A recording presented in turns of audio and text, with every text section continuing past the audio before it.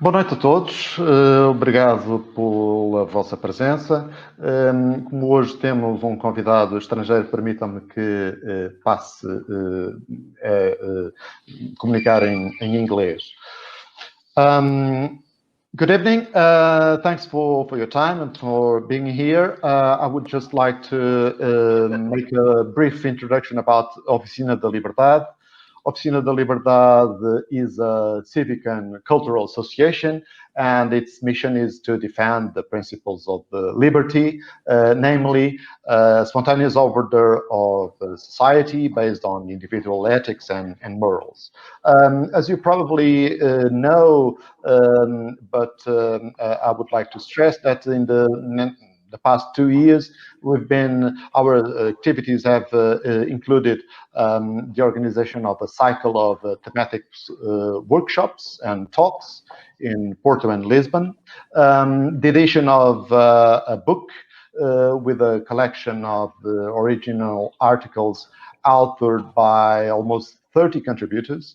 Oficina da Liberdade has a weekly opinion column at Observador, an online newspaper in Portugal, that probably Alejandro has heard of it.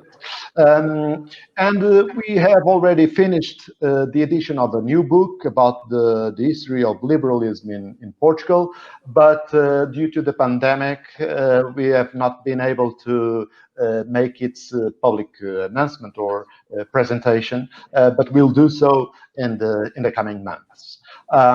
During COVID-19 times, Oficina da Liberdade has been organizing a few online debates, and today we are especially honored to have as our distinguished guests two fantastic scholars and longtime champions and campaigners of individual liberties. I'll start by introducing briefly, because his CV is very long, but I'll start by introducing Alejandro Chaufen, who I had just the pleasure of meeting him personally once in Portugal a few months ago. Alejandro is from Argentina. He was president and CEO of the Atlas Network for more than 25 years, I suppose. He holds a PhD in economics and is a specialist in the Salamanca School of Thought and author of several books, but Faith and Liberty, that was published in several languages. He is member of the Pela Society, that was created by after the Second World War as an initiative of Friedrich Hayek to discuss the state and possible fate of classical liberalism. Alessandro now is managing director of the international division of the Acton Institute, which is the Acton Institute is one of the world-leading think tanks, and whose mission is to promote a free society sustained by religious principles. André Azevedo Alves, a friend of us, has been collaborating also in the book that we've edited and published 1 year ago now, and he's assistant professor of the Universidade Católica Portuguesa. He holds a PhD from the London School of Economics. He's currently coordinator of the Institute of Political Studies Research Center, the same university. Is also reader at St. Mary's University in London.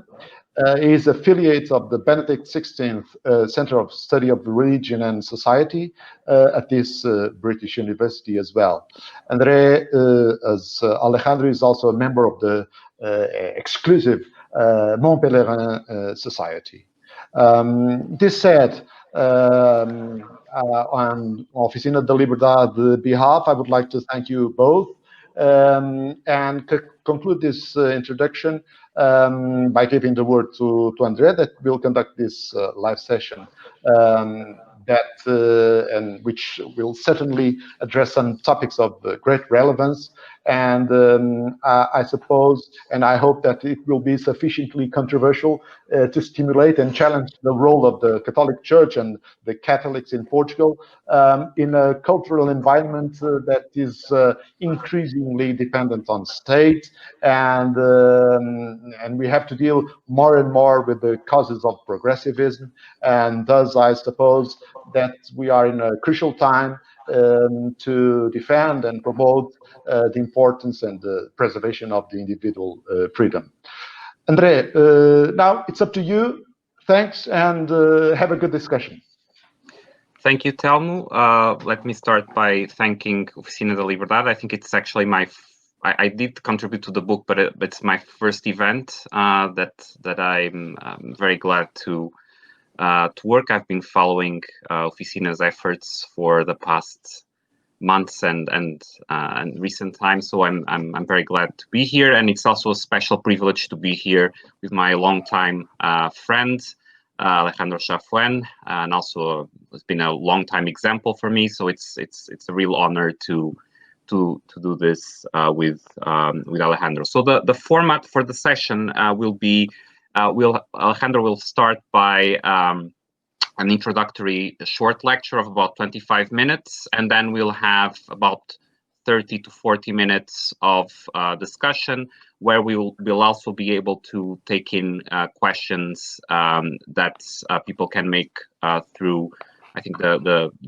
Facebook Live transmission. So as we go along, feel free to make questions, and then during the Q&A period, we'll try to address as many of the issues as possible. Telmo has already introduced Alejandro Chaufen, so I'm not going to repeat.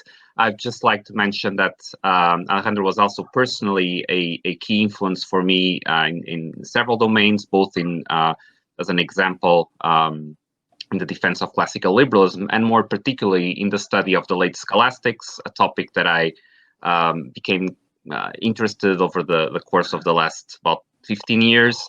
And Alejandro has a lot of work on the subject, and actually the lecture will touch upon that as well, has been a key influence. And so he's one of the main persons responsible for my own involvement in the field. That's an additional reason why I'm so glad to have him here. And the second note, I'd also like to stress that Alejandro has also been a longtime friend of the Institute for Political Studies at the Catholic University. He's been with us many times at Estoril Political Forum, our summer conference, where he has been for the last few editions, also involved in the session where we present the Faith and Liberty Award.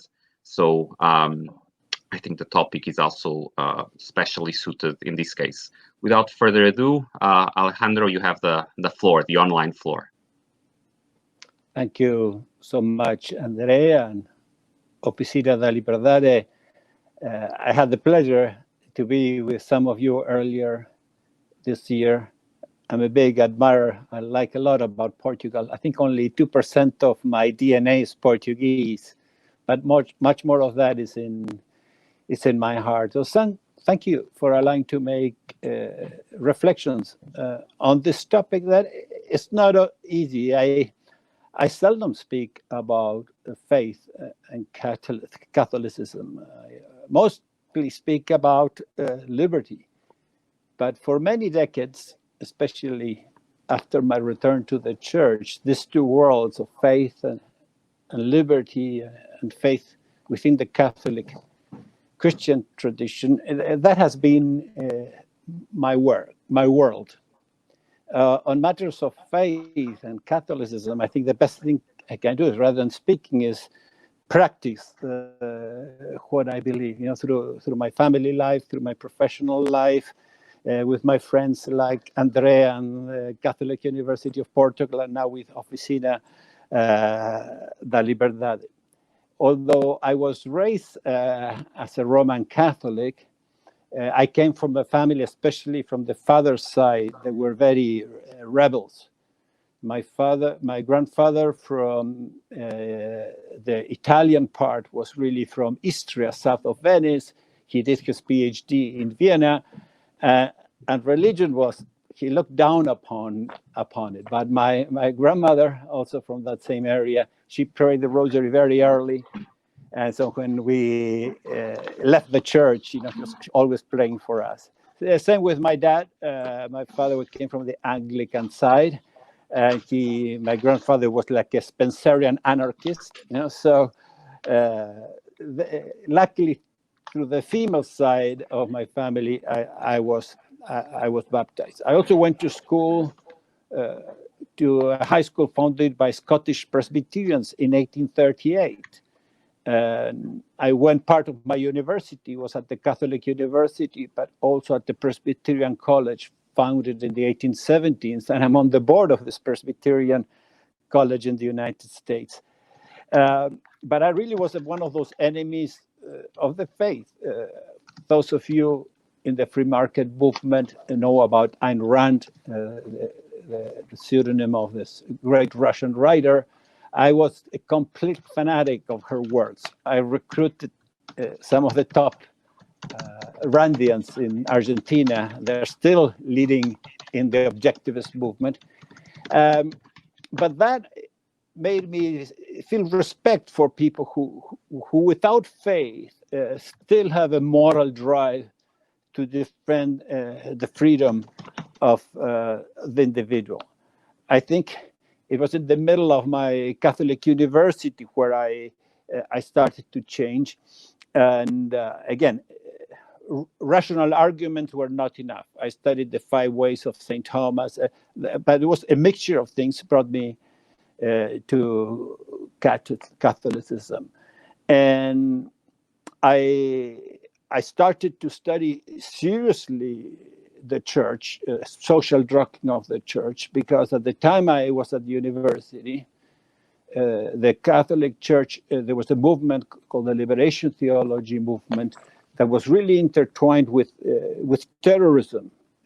Only later I learned that in the convent where the Catholic Universities was based, we had even a terrorist cell inside the university. And I was already a freedom fighter, so I better learn as much as I can, what is the doctrine behind the church. And so I started studying not because of my faith, but just to understand this movement. What is regarded the first social encyclica, Rerum Novarum, or New Thing, had wonderful passages against socialism in favor of private property, helping us to understand the natural inequality. It even has a strong statement saying that no one can really be a true socialist and a true Christian. But nevertheless, the priests and the professors, and they were teaching exactly the opposite. There was a Latin American Bible that had all the approvals, the Nihil Obstat and the Imprimatur. It was called the Latin American Bible, a green book. That was basically, when they spoke about the promised land, it had a picture of Cuba, and of promoting the faith. Had the picture of a guerrilla with a machine gun. So that is I was brought up. I studied all the encyclicals. The professor commended me at the time. There was a book, I think, in Spain. I know it's in Portuguese. Denzinger was there, who had recopilated all the documents of the church. I knew them by heart. So I think I was well prepared to fight the idea of Christian socialism. One of the first priests that was writing about that is a Jesuit who's now dead, Enrique Menendez Ureña, Spanish priest. He also became a member of the Mont Pelerin Society. Unfortunately, he died young. He wrote a book that I do not know if it's in Portuguese, but it's called in Spanish, El mito del socialismo cristiano, and in English, the myth of Christian socialism. But in English was published by Franciscan Herald Press. And the whole goal was to we had to prove that we could be Christians if we believe in the free economy.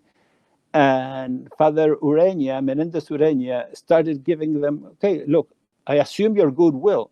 You want to reach this goal to improve the liberty of people, but let's see what happens when you impose your model.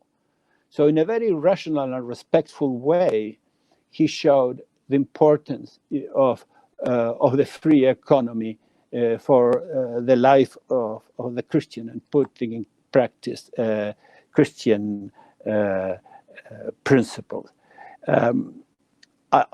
At the time also, there are authors that I think for you, I assume they are well known in Portugal, especially through the entrepreneurial associations of Catholics, that there was a period between the 40s and the 70s in Germany of the social market economics, where three authors, Johann Messner, Arthur Fridolin Utz, a Dominican, and the late Cardinal Joseph Hefner, who lived a very long life and occupied the place, that Ratzinger occupied, in charge of the Second Congregation of the Faith. These people that were well-versed in economics have studied with Walter Eucken, Hefner in Freiburg, and although they did not agree exactly with our views, they were very knowledgeable, and they elevated the debate of Catholics and economic liberty, which is the first part of my chat. Obviously, has to do with this, with these topics.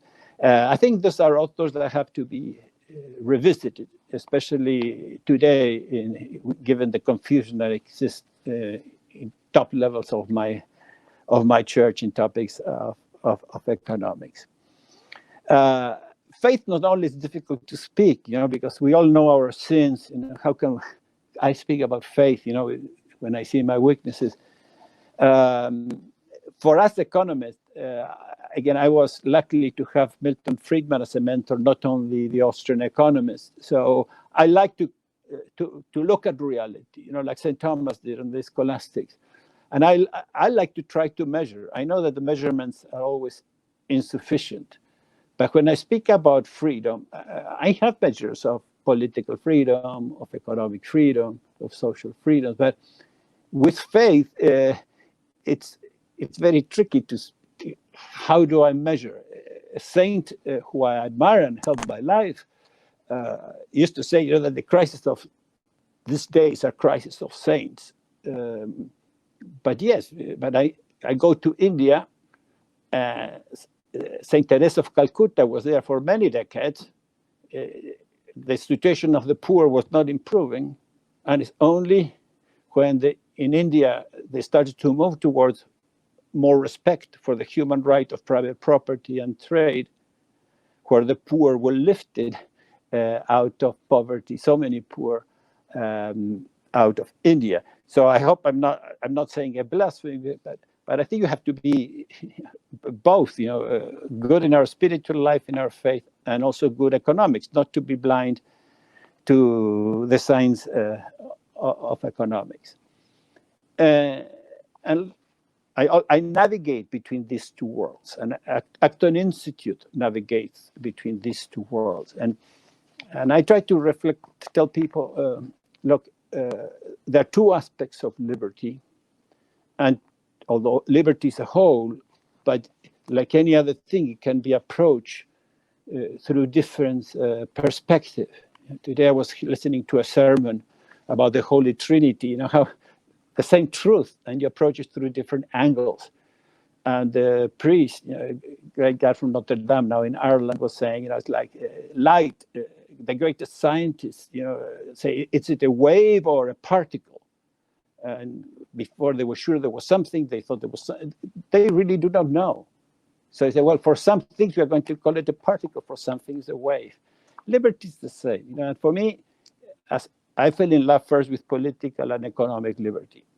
And for me, I define it as the right of adults to use what they own as they please. They have the right to use a bicycle, as they please. But if they try to go with a bicycle to the moon, they will not reach the moon, because there's a reality there. But I'm very radical in my defense of that freedom. But there is another freedom, which is spiritual freedom. The shorter way to say it is like in the Gospel, know the truth, and the truth shall set you free, which is spiritual, which is being able to be in command of ourselves. The human being is the only being that, by acting, makes himself or herself. Sometimes I usually quote, there's a great organization in the United States called the Institute for Humane Studies, that was started by a professor who was before the Foundation for Economic Education, Floyd Harper. And in his introduction to liberty, he says, look, I don't care about the spiritual freedom, because one can be free spiritually in a jail. And but I understand, his concern. But some of us, would rather die in a jail because we fought for freedom, accused unjustly, than dying as a slave of our passions, of our addictions. I defend the freedom of people to do what they want with their personal life, drinking a lot, going to the top floor of an apartment building, but if the person using his freedom or abusing it opens the windows, I want to be free like a bird, and flies, well, I don't want to put a policeman in each bedroom to see what people do or what they drink, but I would not call that person free. It's a sad person. It's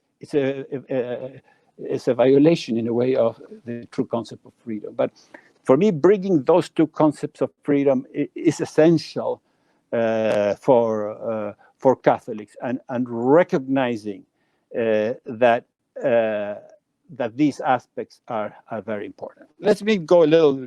I like the history of ideas, and when I want to be accurate, I need to read the quotes. So I will ask Manuel Piñero if he could put the PowerPoint. I have a quote from the Catechism, which more than the word liberty, it uses the word freedom. And it devotes part 3 of Article 3 has like 13 points devoted to freedom. But point 1738, I will read it for you so that I don't make any mistakes. It says, freedom is exercised in relationships between human beings. Every human person created in the image of God has the natural right to be recognized as a free and responsible being. All owe to each other this duty of respect. The right to the exercise of freedom, especially in moral and religious matter, is an inalienable requirement of the dignity of the human person. This right must be recognized and protected by civil authority and within the limits of the common good and public order.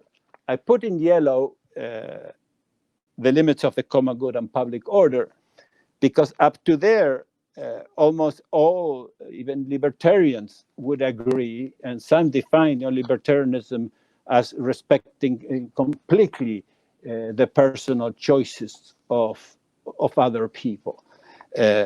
Now, it's great, but I don't think we can stay with simplistic formulation. What is the age of consent?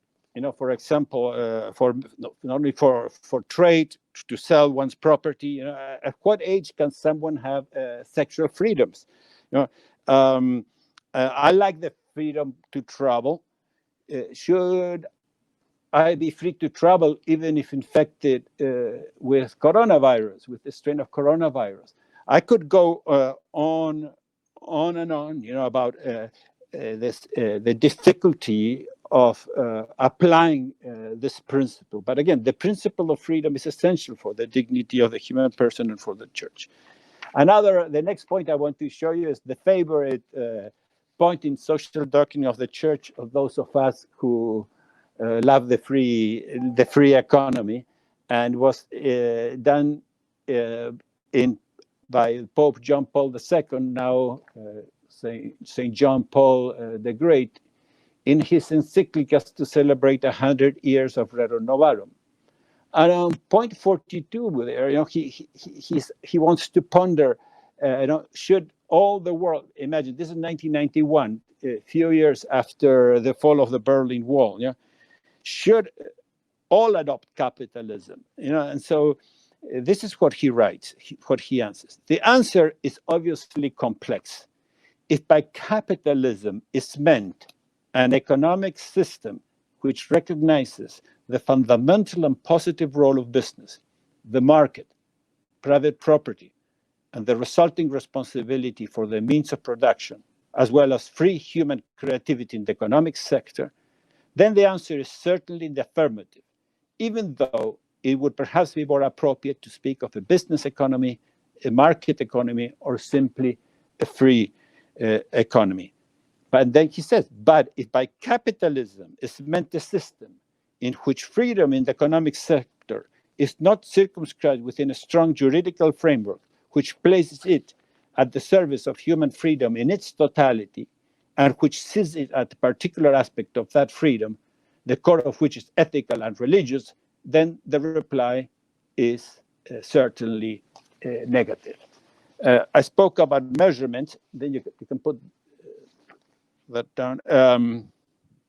We have measurements of rule of law now. The World Justice Project has a measurement, international measurement of rule of law. So does Transparency International measurements of corruption. Take a look at that. From 2/3 to 3/4 of the world doesn't have rule of law. They don't get a passing grade for you who are professors. You would flunk. All the students would fail. But this is the system that we have now, and distinguishing between this free economy to the capitalism that we have today, it's very important. So I think for those of us in the economic sector, not only measuring corruption, we have to measure quasi-corruption, what's called capitalismo de amiguetes, capitalismo de compadres. I don't know how it's in Portuguese. In English, we call it crony capitalism. And it's a problem and makes our battle for the free economy more difficult. It was providential that after returning to Catholicism, I stumbled into the writings of what André Azevedo Alves mentioned, and he wrote a wonderful book with Professor Moreira, a summary of the School of Salamanca. In history of economic thought, in the fifth year of the university, I began studying the Hispanic American scholastics, and I was curious, where do these priests who were speaking so much common sense in Latin America, as soon as they arrived, the first writings in Latin America were for free trade. In the Dominicans, in La Isla La Española, shared today by Haiti and Dominican Republic. And so that took me to Spain, and that changed my life. And I messed up a little André and others who also were so curious about these authors. Those who are interested, my book Fe y Liberdade is now in Portuguese, and in the PowerPoint, whenever you can, there is a wonderful portal called brasilparalelo.com, an educational portal. They turned this book into a 6V, almost 6 hours of a class. I think you have to pay. I don't know how to get the rights. It's going to be free. But they did a marvelous job.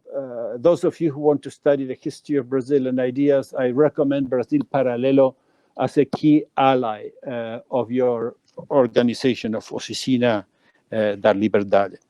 I did not neglect the Portuguese contribution, but let me shock you a little bit. This is Luis de Molina. Now look at the size. Now this is not the work. This is just the theory of contracts of Luis de Molina. The amount of knowledge and wisdom and analysis that went into this book is enormous. And I want to give credit. Only 3 years ago, I learned that one of the great authors in the school, called Martín de Azpilcueta from Navarra, Dr. Navarro, he actually, the person who wrote the first version of his book was a Franciscan from your city, Rodrigo do Porto. No, I don't know how you pronounce it. He was from the region of La Piedad, and he wrote the first version very humbly of the Manual of Confessors, 1549, I'm speaking. There is a copy in your National Library.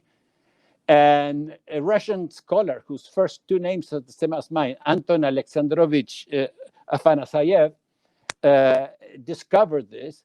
And he was so humble, Father Rodrigo, as a good Franciscan, that from then on, he let Martín de Azpilcueta have all the fame for his Manual of Confessors, where he addresses, what is private property, what is just prices, what happens, who is at fault if prices rise, is inflation.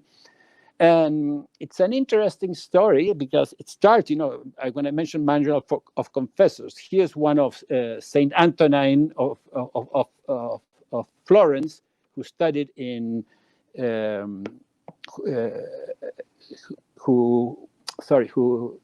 Francisco de Vitoria, the founder of the School of Salamanca, studied and translated some of Saint Antonine's work when he was in La Sorbonne. This is an enormously rich area. Read the book by André and by Professor Moreira. If you type School of Salamanca, there's a 6-minute video that I did summary, and I know it has subtitles in Portuguese, but I have not uploaded it yet to YouTube. In Brazil, they have that. Let me finalize now and go from principles to practice, because I'm convinced that those of us who have the gift of faith, we have to have a much deeper appreciation for liberty. But on the other hand, also, I think that those who believe in liberty, like I did, and economics, need to have a deeper respect for what we learned through the religion and through other traditions. And I will quote, you mentioned the university, the Mont Pelerin Society. The founder of the Mont Pelerin Society, Hayek, in his first non-published presentation there at the Mont Pelerin, he called for people for the libertarians and the classical liberals of the time, to be much more respectful of Christians. This is what I'm going to quote, and the paper was published at the University of Navarra journal, Nuevas Tendencias, so you can find it there. It's in Spanish. I don't think it's in Portuguese, if I'm not mistaken. Basically, Hayek warned about an intolerant and fierce rationalism, which in particular is responsible for the Gulf, which particularly on the European continent has for several generations driven most religious people from the liberal movement and into truly reactionary camps in which they felt little at home. I'm convinced that unless this breach between true liberal and religious convictions can be healed, there is no hope for revival of liberal forces. Mises have a similar idea, saying that if the church being such a force and the forces of liberty opposed each other, the two would destroy. Hayek, by the way, repeated every 7-8 years, repeated the same argument and called the classical liberals to respect more the world of faith. Now, today we see the attack also coming, a renewed attack on faith by many liberal, especially of those of us who believe or are part of institutions like the Catholic Church, who want to respect the right of human life in mother's wombs. We believe that there's life of the human species. That's what science tells you, in the womb. They attack those of us who do not want the states to redefine marriage, or mandating new hiring practices and speech code. The people really who want to expel us from the liberty movement I call them liberal totalitarians, because great Catholics would have been expelled from civilization if they would have practiced the same. Great libertarians, great free market thinkers like Bastiat and Tocqueville, which I'm going to mention. And we are seeing people going into radical nationalistic camps because they feel disrespected. They're treated as deplorables, that they have to change the religion if they want to be part of the free society. I think we have to have the courage as Christians to speak more about liberty. The Gospels are full of wonderful passages. If you go to Romans 8:21, it speaks about the glorious liberty of the children of God. Then go to Galatians 5:13. We have been called to liberty.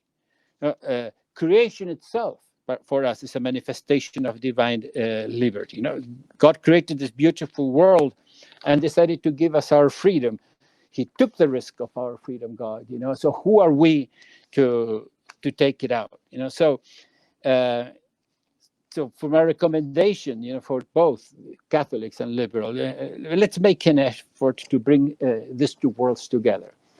And two of my favorite ones who did that are Frédéric Bastiat, who was born in 1801 and died on Christmas Eve, 1850, who wrote perhaps one of the bestsellers in the free market movement called The Law.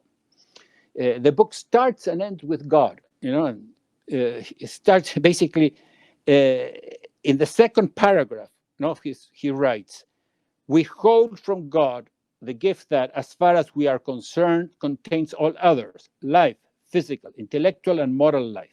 But life cannot support itself.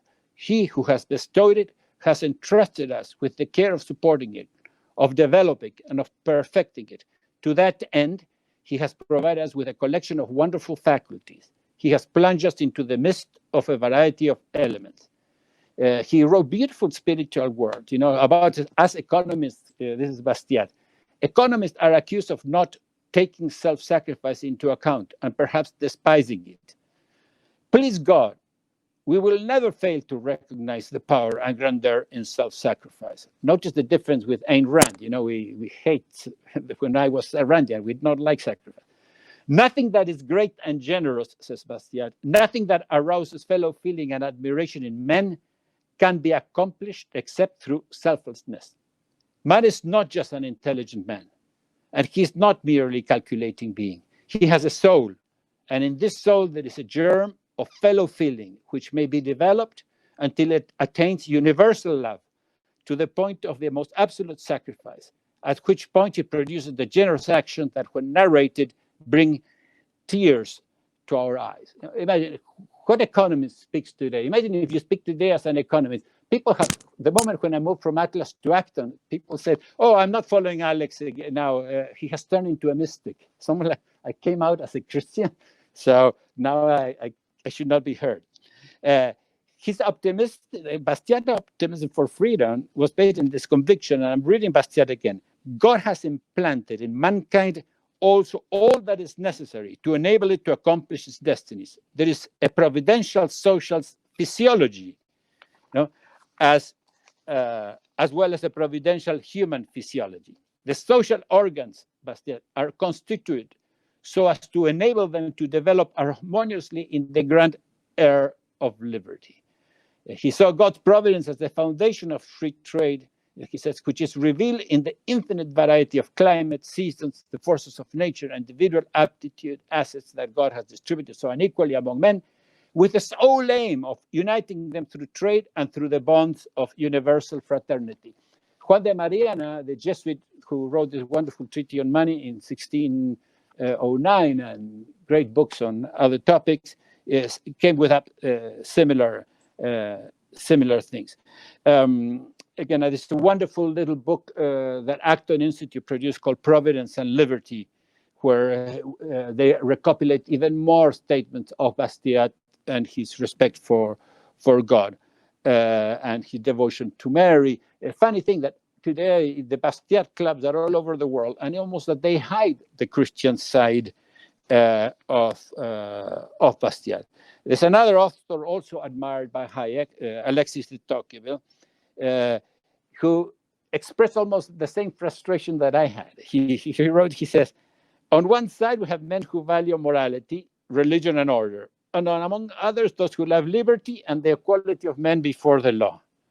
And then he continued writing, it seems to me, therefore, that one of the finest enterprises of our time would be to demonstrate that these two things are not incompatible, that on the contrary, they are bound together in such fashion that each of them is weakened by separation from the rest. Such is my basic idea. I will say amen because that's my idea too. Now, let me finish the last paragraph. Things happen for four things: ideas, we spoke a lot about ideas, incentives, leadership, and providence.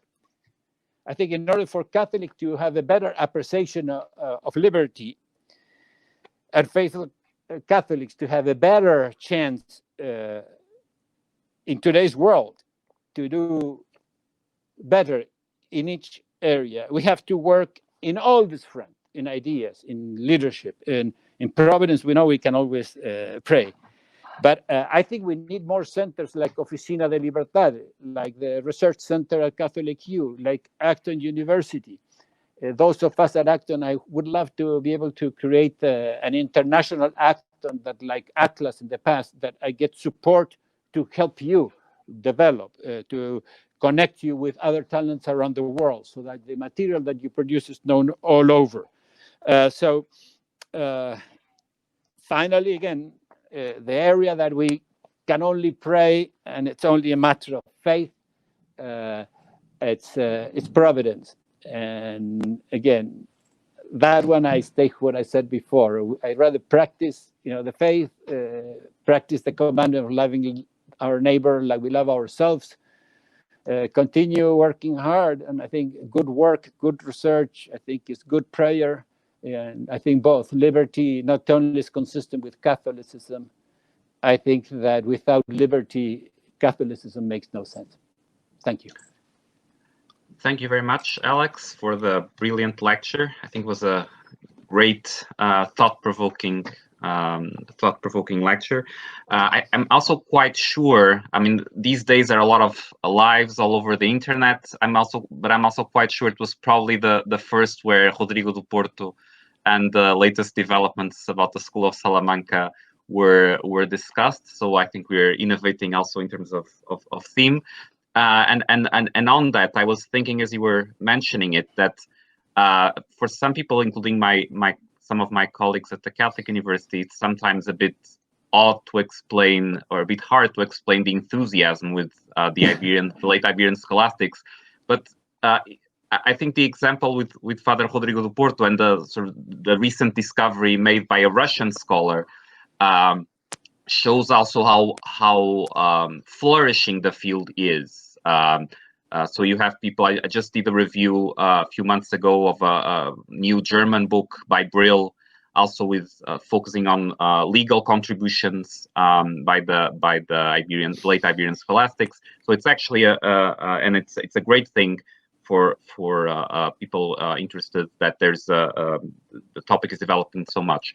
A second comment before I throw at you the first question was on Bastia, which I think that point is also very important. And it's amazing the number of classical liberals or libertarians who actually don't know that the Bastia as a believer.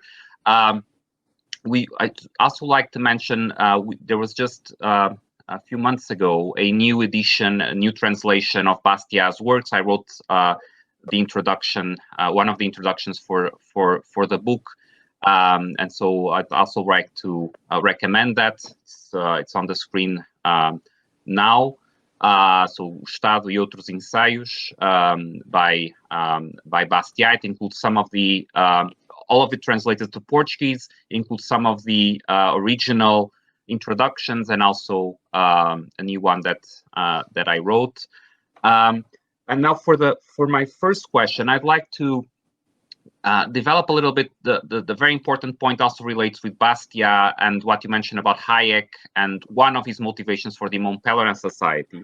And this is something which I think occurs different places around the world, in different political parties, political movements who associate with classical liberalism or some form of libertarianism. I think it occurs perhaps more in continental Europe, where people often who position themselves in the classical liberal side, broadly defined, I don't want to go into sort of very nitpicking definitions, tend to see faith as not just indifferent, but as an opponent. So they tend to see people of faith as people on the other side. And I think it's important to go back to Hayek to see, not just to Hayek, but including to Hayek, and the very important point that also you raised, that regardless of what specific faith you may believe in, but that the idea that there is a moral framework for liberty is something that perhaps is not paid enough attention.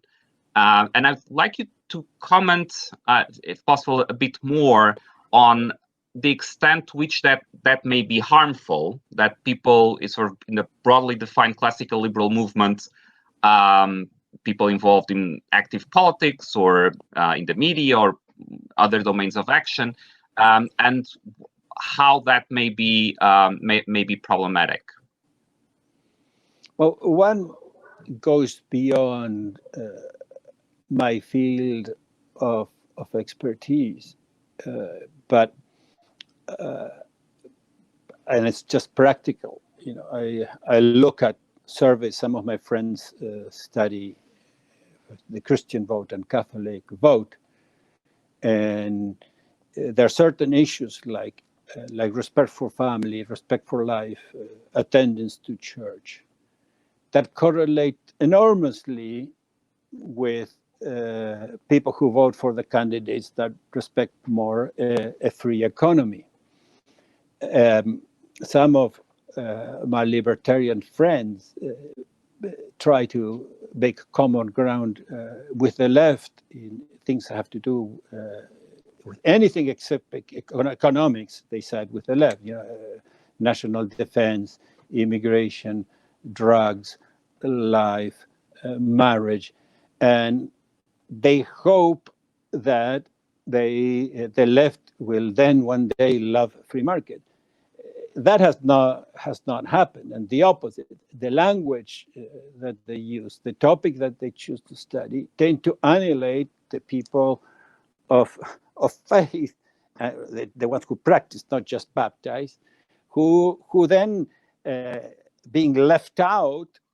Sometimes, as we have seen in part of Central and Eastern Europe, saying, look, forget it. You know, these people, there's a group of the free market guys who only care about profit.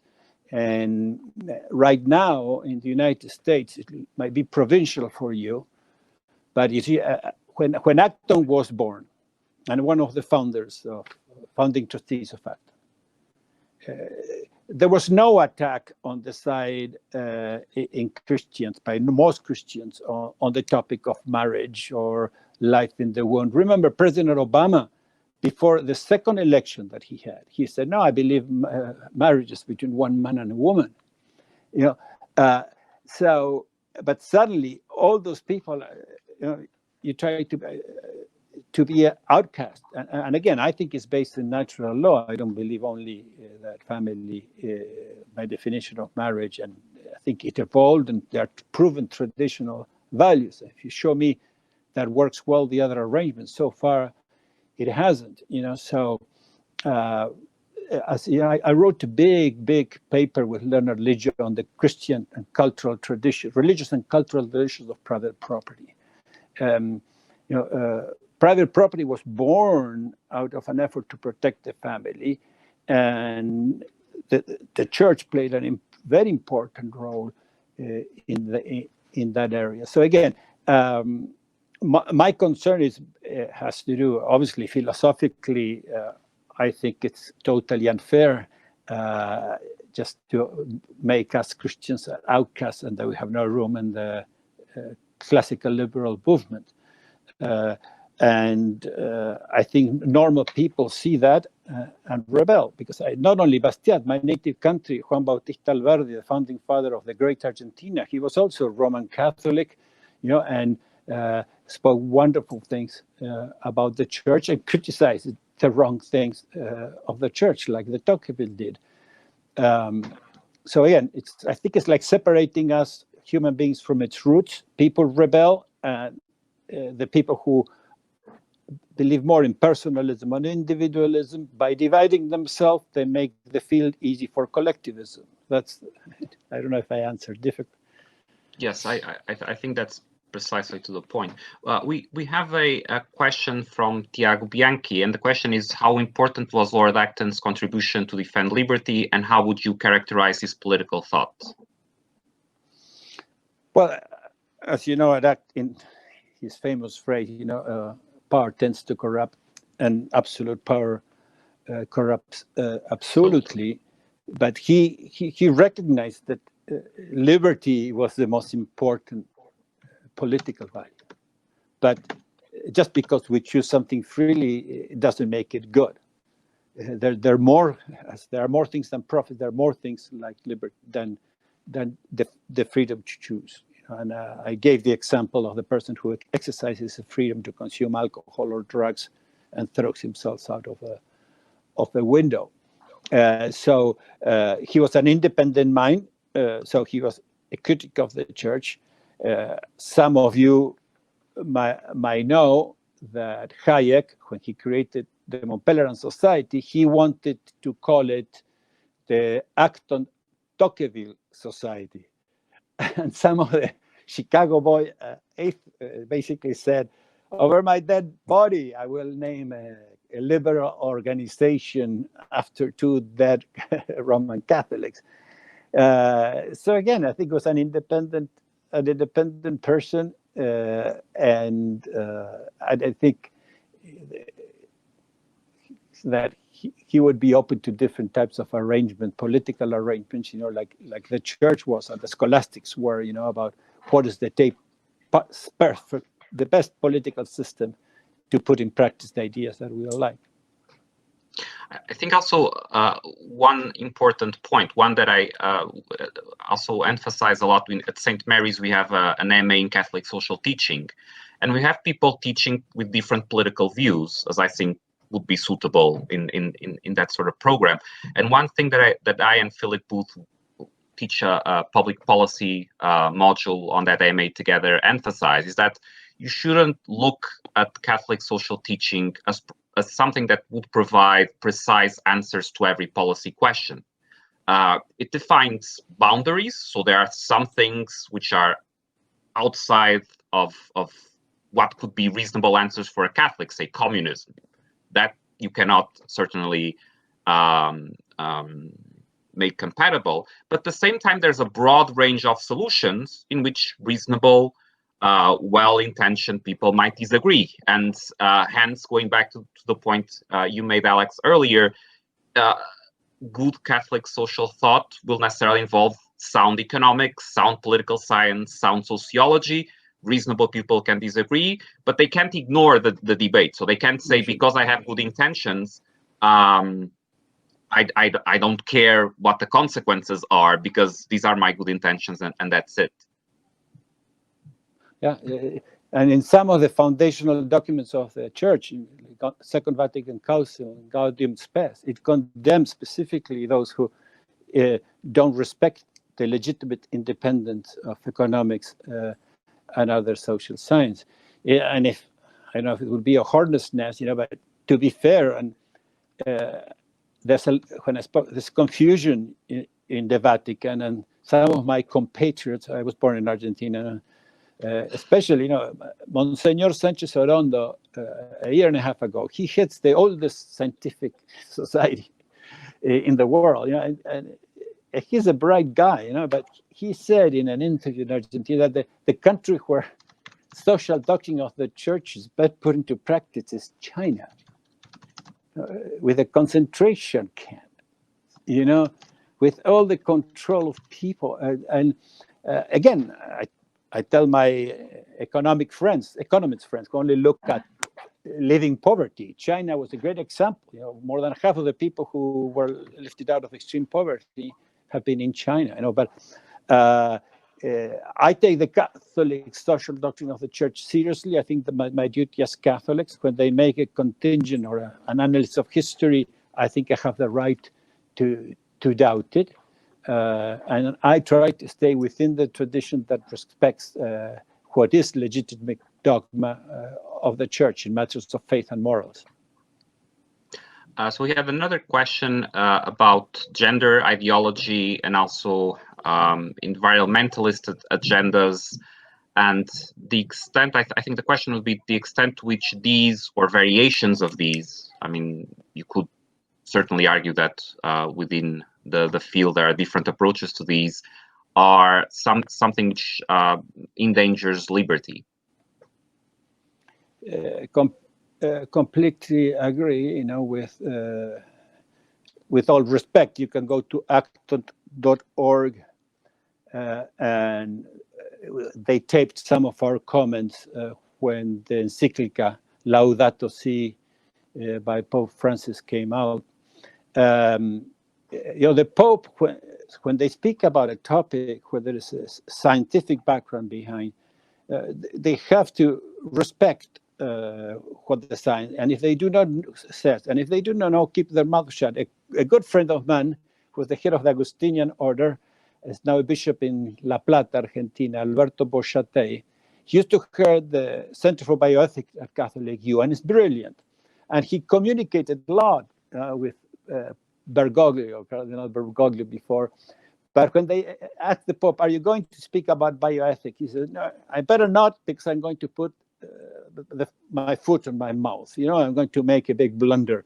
He was aware that he did not know. And his points about GMOs, genetic modified organisms, you know, is very balanced. But then he's, sorry, you know, the Pope speaking about air conditioning, you know, and big things of science and environment. I don't think it's the proper, he can do it, but as a scientist in economics, I have to try to judge, does his comments square with reality or make sense? But I have no doubt that controlling from the definition of life, health and environment are the lines of attack of that the, what I call the other side, the collectivist side, prefers, because if you control the environment or you control health, you control everything we do, because everything we do has impact on the health and on the environment. So again, I love creation.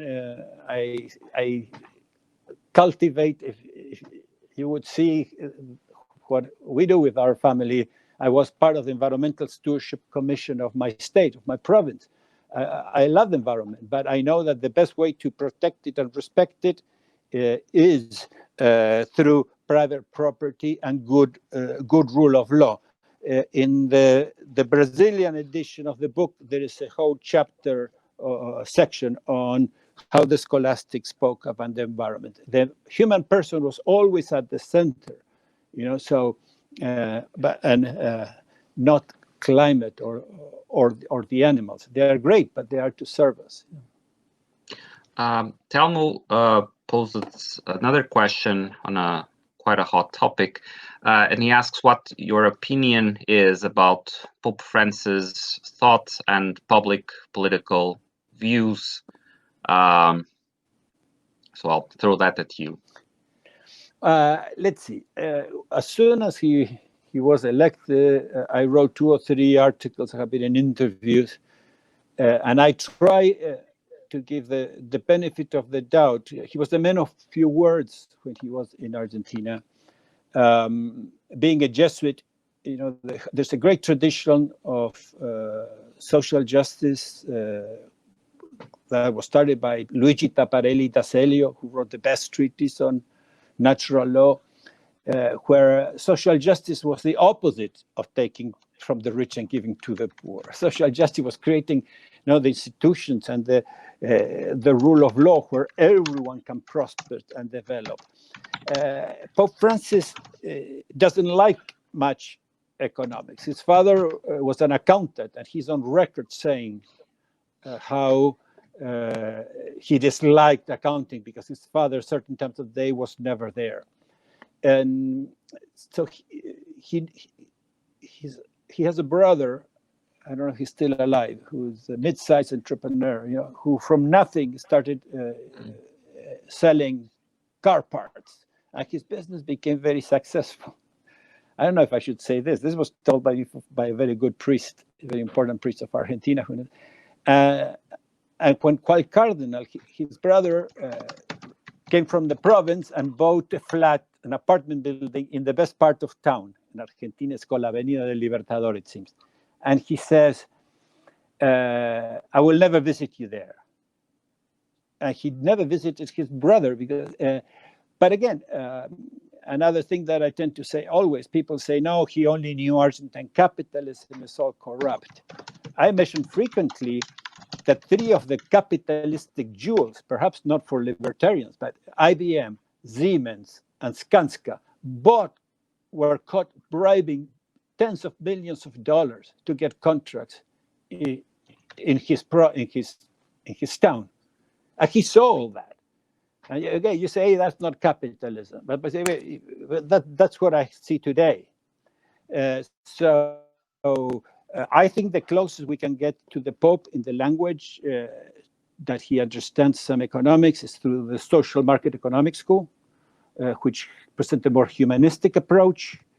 And you can point to faithful people like Utzner, Messner, Hefner, and work from there.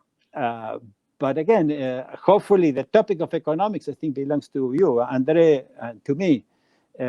We have to be better at winning the debates. The Pope now is infatuated with one of the most corrupt economists in the world called Jeffrey Sachs. Jeffrey Sachs had a team at Harvard.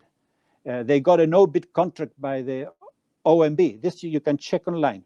Larry Summers, more than almost $30 million. And it was all used internally to favor his consultants. It was so scandalous that some of them had to return the money, and the center at Harvard closed. Now they changed the name, and it's a similar one is headed by a good economist, Kay Hausman.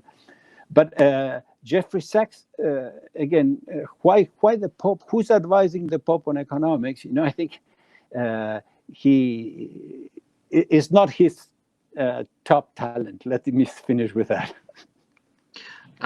Let me also add a note that before I also wanted to throw at you one final question, but before just a comment on that, it's also, I think, Catholics should bear in mind that throughout it's important to have historical perspective. If you go back to not just encyclicals but earlier church documents, you see a lot of different positions over time.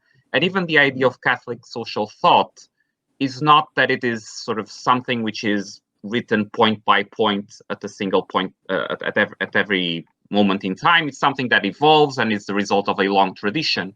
So I think if you take a long historical perspective on these things, some problems which appear very big if you look at just one document or one statement become much more nuanced over time.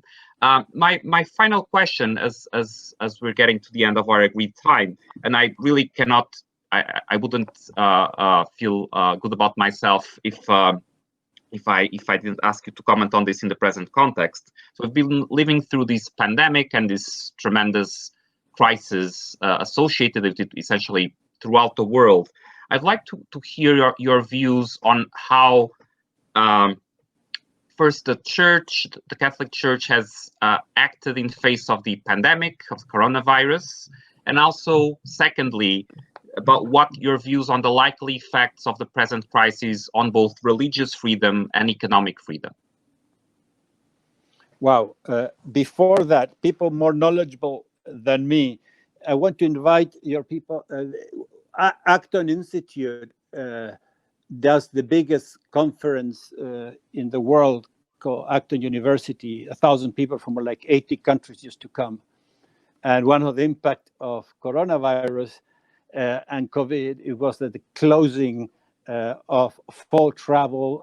Michigan, where we are based, had a very draconian, strict governor that I think overdid it. You know, she even banned the sale of seeds.